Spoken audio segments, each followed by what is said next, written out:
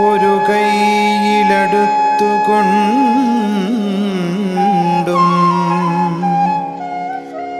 മറുകൈയിലുള്ള നറുവെണ്ണ നുകർന്നുകൊണ്ടും തന്നാശ്രിതർക്ക് തുണയായി വിളങ്ങിടുന്ന നാരായണീയ ഗുരുവായൂരപ്പ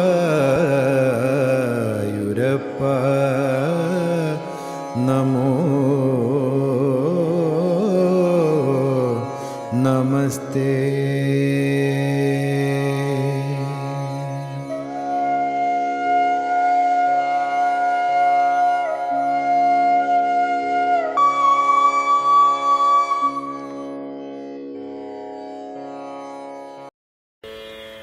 അങ്ങനെ ആ ബ്രാഹ്മണൻ താൻ വന്ന കാര്യം പറയുകയാണ്. 6-ാമത്തെ ശ്ലോകം. സഹ ച ഭവന്തം അവോചത കുണ്ടിനെ ഭവന്തമവോചത കുണ്ടിനെ നൃപസുത ഖലു രാജതി രുക്മിണി ത്വയി സമുത്സുകയാ നിജ ധീരതാ രഹിതയാ ഹി തയാ പ്രഹിതഃ അസ്മി അഹം പ്രഹിതോസ്മ്യഹം. സഹ ആ ബ്രാഹ്മണൻ ഭവന്തം അങ്ങയോട് അവോചതാച ഇപ്രകാരം പറയുകയും ചെയ്തു.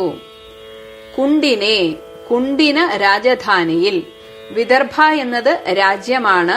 ഈ രാജധാനി ഇരിക്കുന്ന സ്ഥലത്തെയാണ് കുണ്ടിനം എന്ന് പറയുന്നത്. രാജധാനിയെയാണ് കുണ്ടിനം എന്ന് വിളിക്കുന്നത്. അപ്പൊ ആ കുണ്ടിന രാജധാനിയിൽ ഖലു രുക്മിണി, അവിടെ രുക്മിണി എന്ന പേരുള്ള നൃപസുത, ആ രാജാവിന്റെ മകൾ രാജതി ശോഭിക്കുന്നു. ത്വയി ഭഗവാനെ അങ്ങയിൽ സമുത്സുകയാ അത്യധികം അനുരാഗമുള്ളവളായിട്ടുള്ള അവൾ പക്ഷേ നിജ ധീരത രഹിതയാ തനിക്ക് ഒരു ധൈര്യം രഹിതയ ഇല്ലാത്തതിനാൽ തയാഹി അവളാൽ അഹം പ്രഹിതഃ അസ്മി ഞാൻ പറഞ്ഞയക്കപ്പെട്ടവൻ ആകുന്നു. അപ്പൊ ഇവിടെ ബ്രാഹ്മണൻ ഭഗവാനോട് പറയാണ്, അങ്ങേക്കറിയാമോ എന്നറിയില്ല, വിദർഭ രാജധാനിയിൽ കുണ്ടിന രാജധാനിയിലെ ആ ഭീഷ്മക രാജാവിന്റെ മകളാണ് രുക്മിണി. ആ രുക്മിണി വളരെ കാലമായിട്ട് അങ്ങയിൽ അനുരാഗബദ്ധയാണ്. പക്ഷേ അവൾ പോലും നനച്ചിരിക്കാതെ അവളുടെ വിവാഹം നിശ്ചയിച്ചിരിക്കുന്നു. അതിനാൽ തന്നെ അതിനെ എതിർക്കാൻ ധൈര്യമില്ലാത്തവളായതിനാൽ അവൾ വേറെ നിവൃത്തിയില്ലാതെ ഭഗവാന് ഒരു സന്ദേശം കൊടുത്തയച്ചിരിക്കുകയാണ്. അതും കൊണ്ടാണ് ഞാനിപ്പോൾ വന്നിരിക്കുന്നത് എന്ന് ഭഗവാനോട് പറഞ്ഞു. അപ്പൊ ഇവിടെ ഇതാ രഹിതയാ ഹിതയാ. രഹിതയ എന്നാൽ അതിന് ധൈര്യമില്ലാത്തവൾ എന്നർത്ഥത്തില് ഹി തയ, ഇത് രണ്ടും രണ്ടു വാക്കാണ്. പക്ഷെ പെട്ടെന്ന് കാണുമ്പോ ഹിതയ, അപ്പൊ രഹിതയാ ഹിതയ എന്ന് തോന്നും. അത് ആ ഒരു വാക്കിന്റെ ഒരു ഘടനയാണത്. ശ്ലോകം 6. സച ഭവന്തമവോചത കുണ്ടിനേ നൃപസുതാ ഖലു രാജതി രുക്മിണീ ത്വയി സമുത്സുകയാ നിജധീരതാരഹിതയാ ഹിതയാ പ്രഹിതോസ്മ്യഹം. ഹരിശരണം. എല്ലാ സജ്ജനങ്ങൾക്കും നമസ്കാരം. ശ്രീ ഗുരുവായൂരപ്പനും നമസ്കാരം. എല്ലാ ഗുരുജനങ്ങളെയും പിതൃജനങ്ങളെയും പരദേവതമാരെയൊക്കെ സ്മരിക്കണം.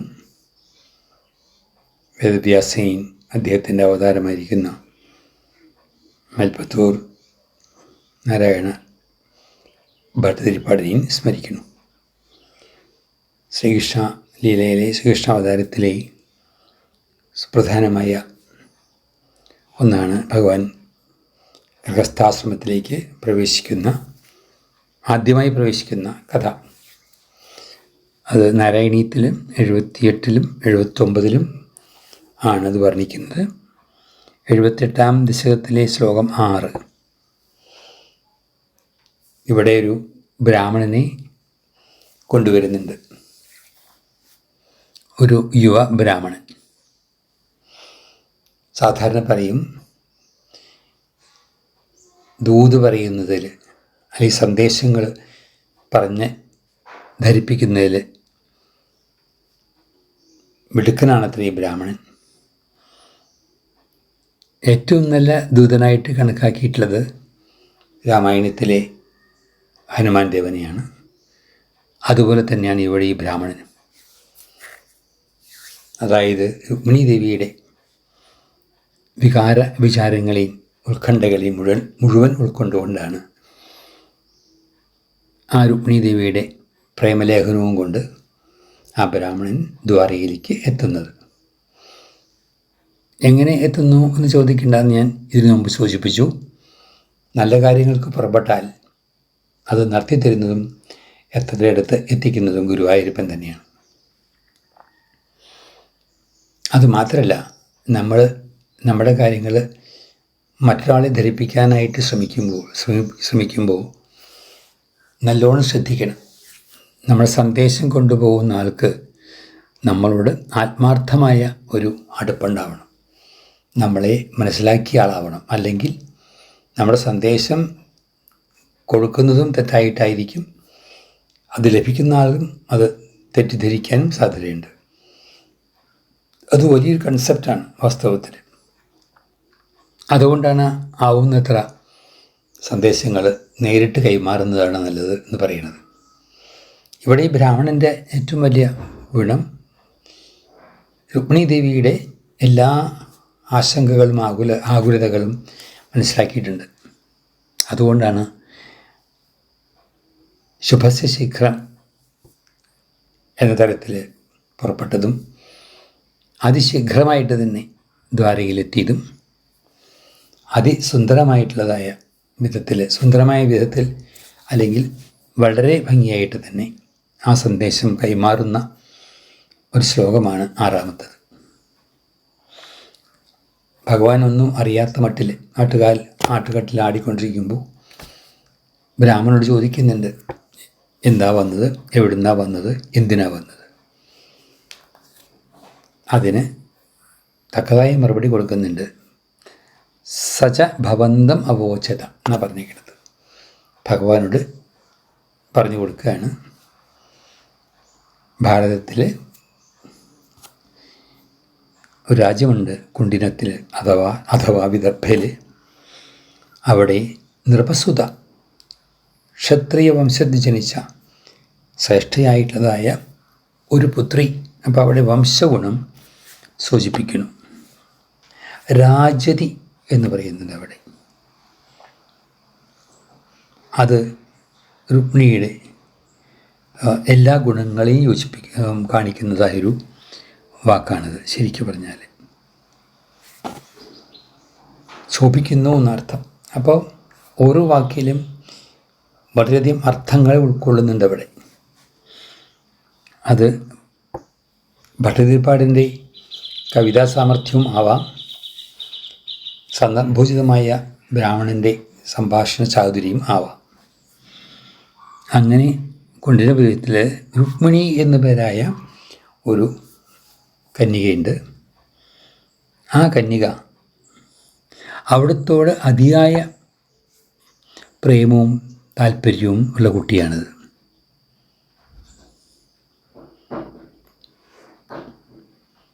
അതാണ് എൻ്റെ പ്രത്യേകത. അത് നാരദൻ മുഖേന ഉണ്ടായതായിട്ടാണ് പറയുന്നത്. എന്തായാലും തീവ്രമായിട്ടുള്ളതായ ഒരു മാനസിക അടുപ്പം, പ്രേമെന്നോ കാമെന്നോ ഭക്തിയെന്നോ എന്തൊക്കെ പറയാം, എന്ത് വേണമെങ്കിലും പറയാം, ഉള്ളതായ ആ കന്യക സഹജമായിട്ടുള്ളതായ ആ ധൈര്യമൊക്കെ നഷ്ടപ്പെട്ടു. അതുമാത്രമല്ല, ഒരു ലജ്ജയുണ്ട് ഈ കാര്യത്തിൽ മറ്റൊരാളോട് പറയാനായിട്ട്. ഈ ബ്രാഹ്മണന്മാരാകുമ്പോൾ അവർ മിക്കവാറും നിഷ്കളങ്കരായിരിക്കും. ശരിക്കല്ല ബ്രാഹ്മണനാണെങ്കിൽ അവർ ഏഷണിക്കാരാവില്ല. ഇവിടെയുള്ളത് അവിടെ പോയി പറയുക, അവിടെയുള്ളത് ഇവിടെ വന്ന് പറയുക, അതൊന്നും നല്ല ബ്രാഹ്മണന്മാർ ചെയ്യില്ല. അവരാവുന്നതും മറ്റുള്ളവരെ സമാശ്വസിപ്പിക്കാനും നല്ലത് വരാനും ഉപദേശിക്കുന്നവരായിരിക്കും.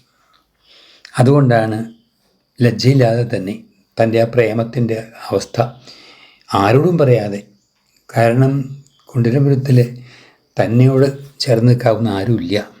കാരണം രുക്മിയെ ഭയമാണ് എല്ലാവർക്കും. അതുകൊണ്ടാണ് ആ ബ്രാഹ്മണ ശക്തിക്ക് മാത്രമേ അതിനെ മറികടക്കാൻ പറ്റുള്ളൂ എന്നുള്ളതാണ് അറിയേണ്ടത്. അതുകൊണ്ടാണ് ഗുരുസ്ഥാനീയനായിട്ട് കണ്ടുകൊണ്ടാണ് ഇപ്പോഴും ഇതിനു മുമ്പ് സൂചിപ്പിച്ച പോലെ തന്നെയാണ് ഈ ബ്രാഹ്മണനെ ഒരു ഗുരുസ്ഥാനീയനായിട്ട് കാണണം. അദ്ദേഹത്തിൻ്റെ അടുത്ത് നിർലജ്ജം തൻ്റെ ആ കാമപീഠയും പ്രേമത്തിൻ്റെ അവസ്ഥയൊക്കെ പറഞ്ഞ് മനസ്സിലാക്കിയത്. അങ്ങനെയുള്ളതായ ആ രുക്മിണി ദേവിയെ അതിഭംഗിയായിട്ട് ചിത്രീകരിച്ചു ബ്രാഹ്മണൻ ഭഗവാന്റെ മുമ്പിൽ. എന്നിട്ട് പറഞ്ഞു, ഒരു പ്രേമലേഖനം കൂടി എൻ്റെ കയ്യിലുണ്ട്. അങ്ങനെ ആ കന്യക ആണ് എന്നെ അവരുടെ ദൂതനായിട്ട് പറഞ്ഞയച്ചിരിക്കുന്നത്. ആ ദൂത നിർവഹണമാണ് ഞാനിപ്പോൾ ചെയ്യുന്നത് എന്ന് വളരെ സുന്ദരമായിട്ട് ഭഗവാന്റെ മുമ്പിൽ അവതരിപ്പിച്ചു എന്ന് പറയുകയാണ്. പല പല പാഠങ്ങളും നമുക്കതിൽ നിന്ന് പഠിക്കാനുണ്ട് ചിന്തിച്ചാൽ. അപ്പോൾ അതൊക്കെ മനസ്സിലാക്കാൻ ശ്രമിക്കുക. ആരോട് എപ്പോഴ് എന്തു പറയണം, എങ്ങനെ പറയണം, ആരോട് അടുപ്പം ഉണ്ടാവണം എന്നുള്ള കാര്യങ്ങളൊക്കെ ശ്രദ്ധിക്കുക. നമുക്ക് പ്രേമവും ഒക്കെ ഉണ്ടാവേണ്ടത് ഭഗവാനോടാണ് എന്നുള്ളതും കൂടി. അങ്ങനെ വരുന്നാൽ അതിന് അനുയോജ്യമായ